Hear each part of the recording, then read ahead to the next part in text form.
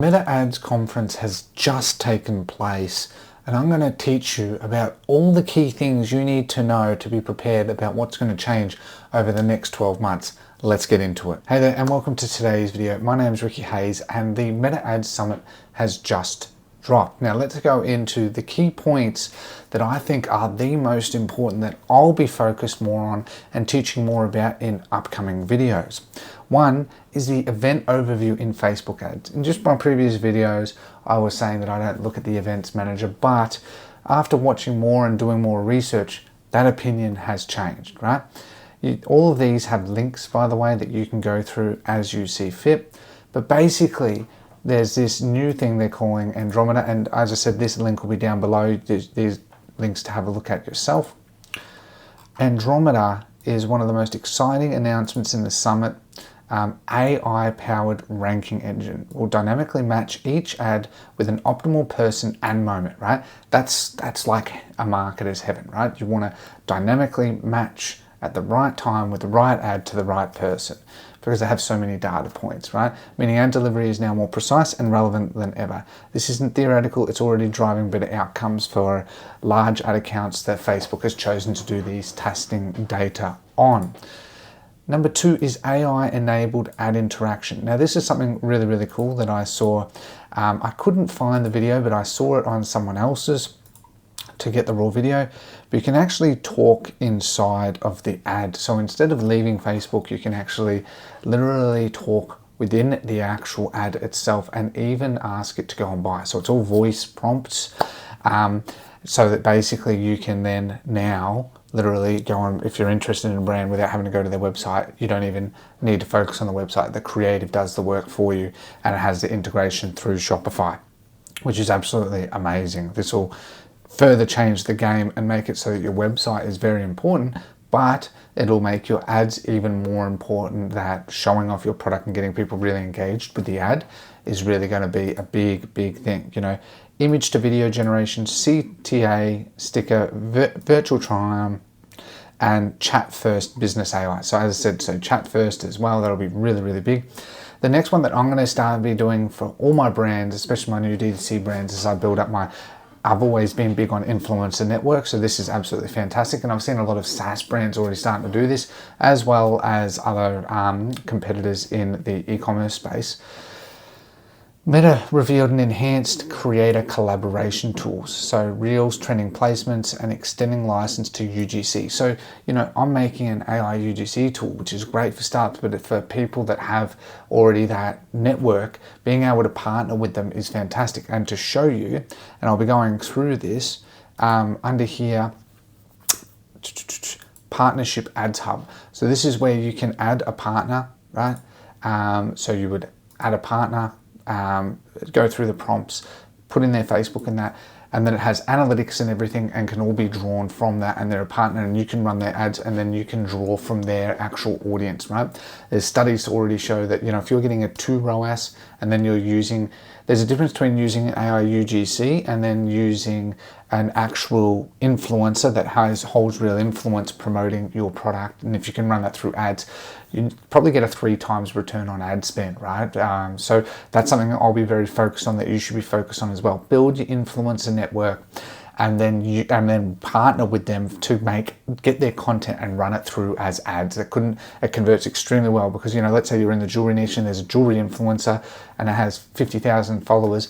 The reach is immense, right? So the influence is absolutely huge. So make sure you check out the partnership hub there. And that's definitely going to be one of the things that's going to be, especially short form, is blowing up. Data integrity. So one of the other things as well that is really important is in Advertiser settings. This is something that I've just recently started using as well, and you should be looking at it as well. You can see all of this information here in the one place. So you can then do your controls, your meta verified, your pixels.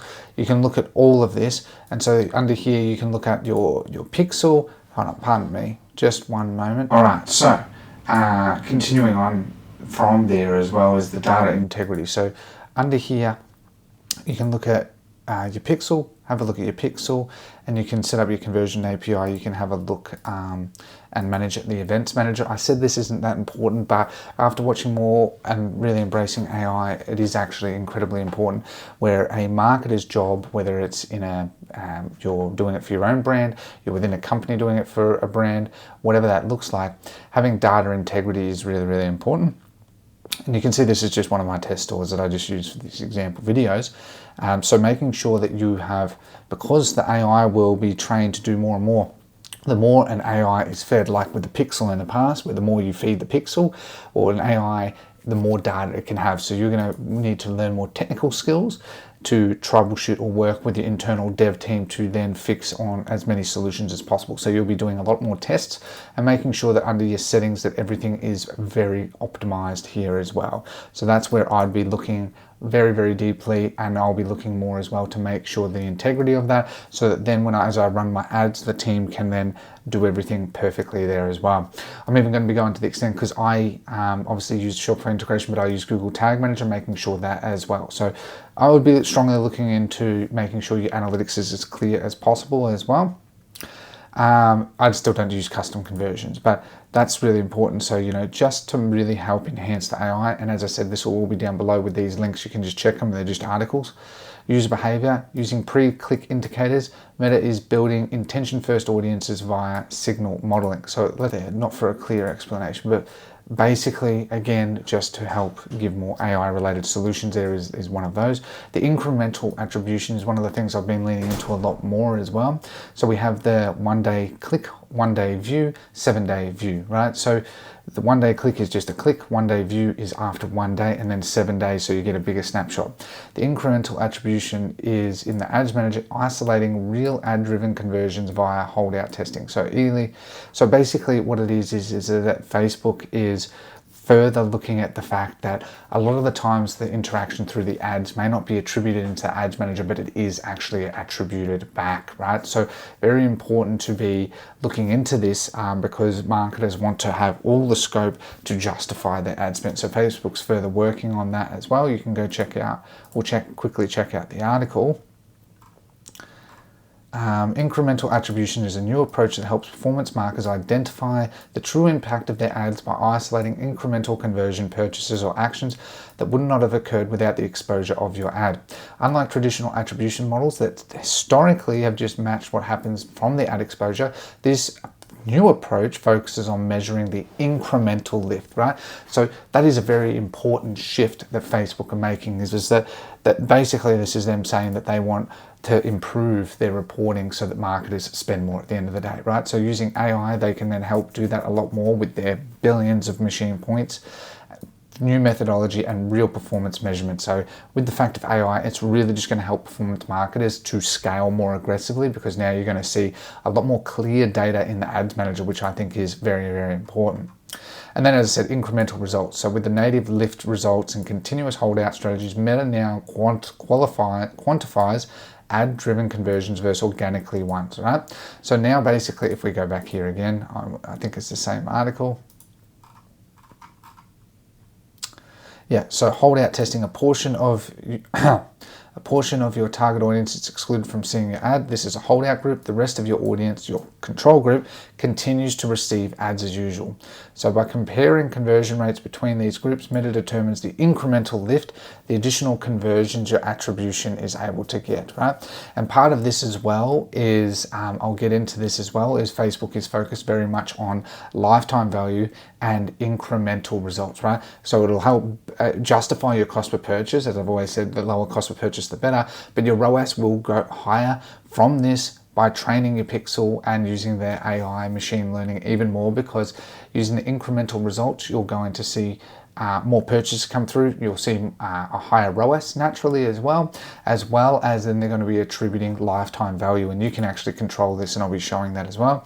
Omnichannel ads, I don't think is as important, but basically, using Advantage Plus, they're really pushing for that. As I've said, Advantage Plus is the future, and Facebook are going to be pushing hard for it, and I'm going to be using it more.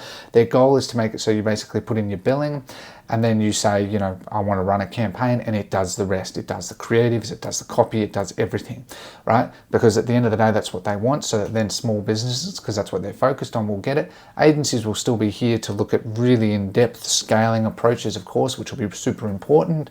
But Facebook is first focused. It makes a lot of sense. You focus first on the fact that agencies make a small portion of their user base, while agencies make them a lot of money. At the end of the day, most advertisers are running advertising themselves. It's only when it's a more established business that they can justify it.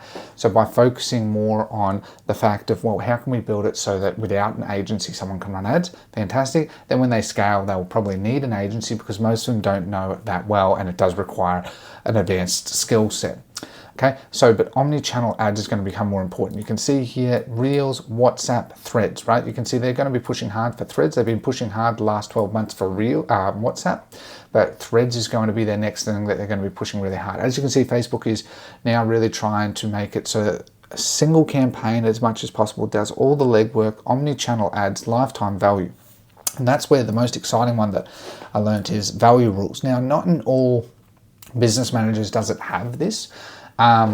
Even in mine, I find that, like, because I think they're still rolling it out. Facebook always do it, so this is still relatively new.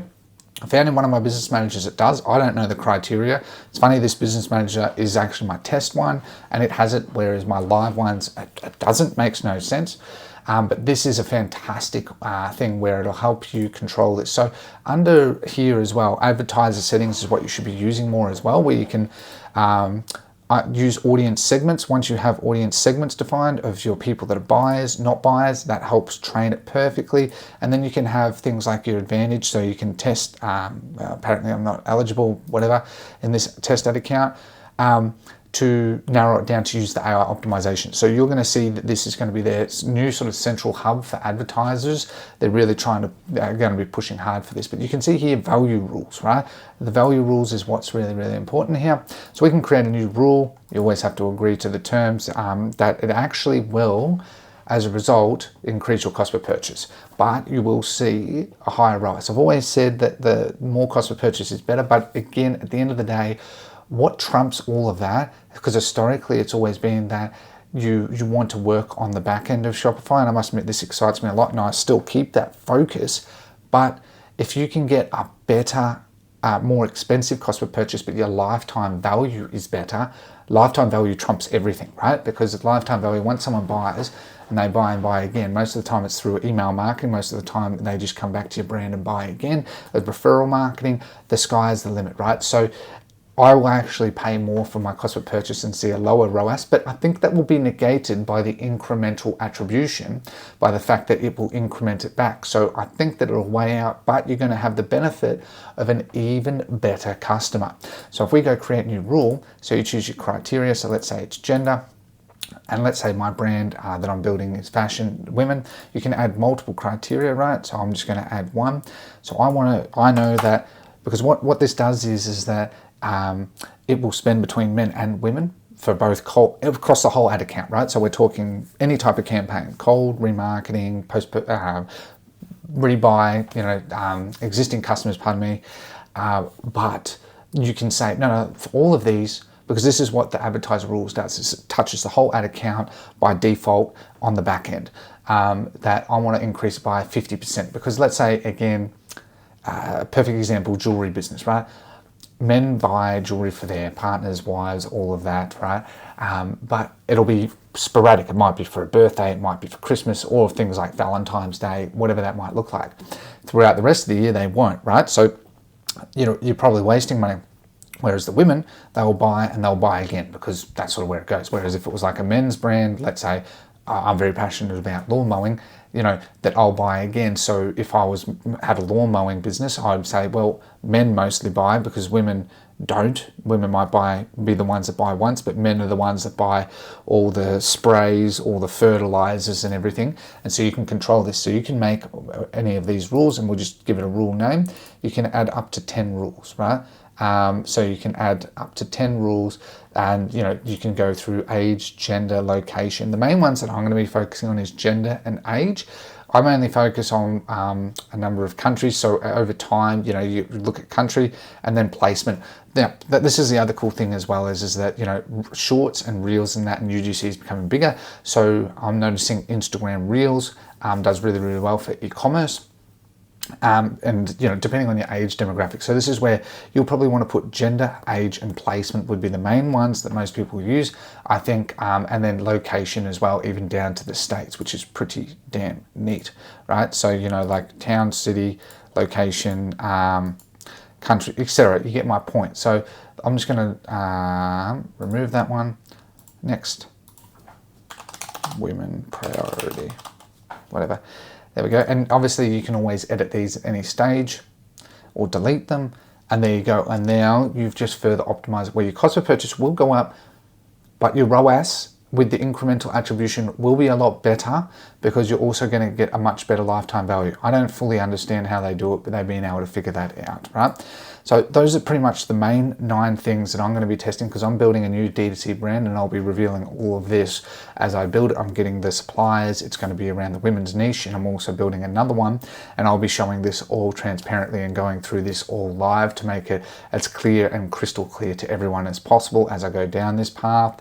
I really enjoy this and I want to create more of this. So I hope this video has been helpful today. If you did enjoy today's video, please be sure to like, share, subscribe. Comment if you have any questions or feedback about today's video. I have more Facebook ads videos already planned. I hope you did enjoy this new style where I'm also looking at this camera as well and trying to improve my production value. So otherwise, thank you very much for your time. Have a lovely day. Take care and goodbye.